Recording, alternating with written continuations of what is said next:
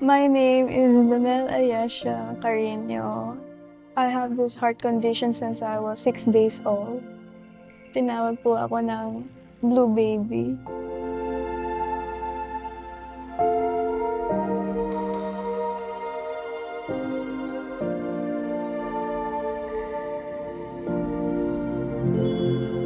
Yung narinig namin na kailangan siya ng pacemaker, and ang masakit doon kasi we don't have that budget.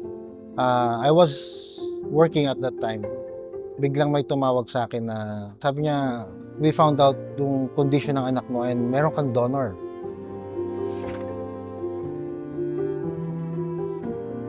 The pacemaker project was launched in 2006. We recruited Dr. Rogelio Tanco, a cardiologist from the UP-PGH. He wanted to put up a pacemaker bank, which required partnership with a Rotary Club. So yung natitira kong pera, binayad ko dun sa ICU. Tapos inambulansya namin siya dun sa PGH. And then kinabukasan na, naoperahan na siya nung.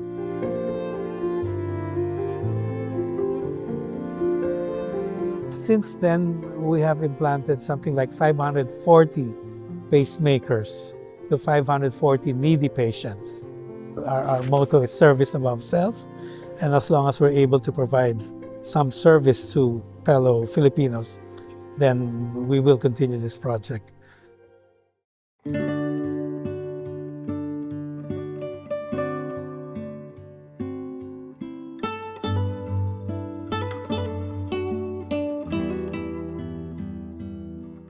I think what a lot of people don't realize is, when you do offer to help other people, one must understand that it does not end with, one project.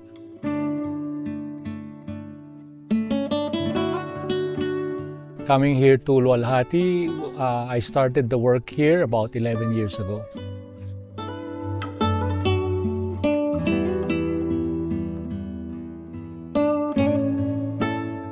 We came over to deliver some donations of medicines, old clothes, food. Since then, we saw that there was need for more help. Initially, we were sponsoring caregiver volunteers. Alaga kami ng caregiver. Sila nagpapalakas ng loob namin.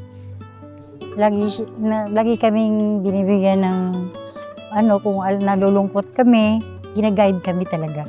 Dati po nasa Boyzone po ako. So gusto ko po magtrabaho bilang volunteer. Masaya naman po na naging partner ng buhay ng mga lola. Turing nila sa amin magulang, kapatid, tiyahin, ganun ang ng mga caregiver dito. And then we moved on to starting to build houses.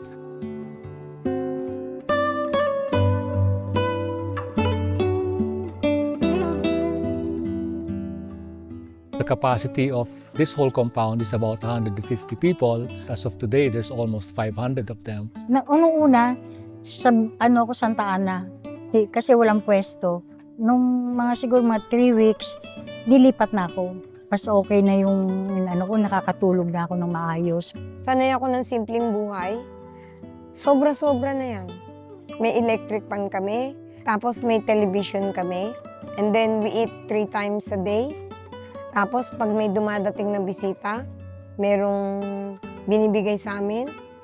We added 6 new houses, but that only gave more capacity up to about 120. But there's room for still more. Maybe we need another 5 houses, so the work is not done.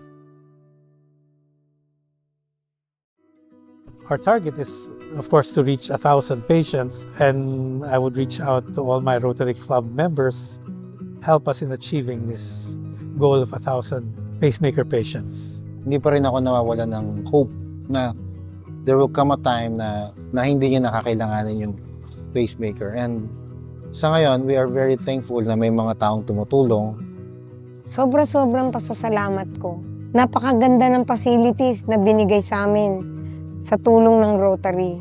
Of course, I'd like to invite other Rotary clubs or other generous donors who, if they have the extra wherewithal to do it, that, come with us, visit here at Dualhati, see what there is here and what there's lacking, and maybe they can come up with ideas on how they can help.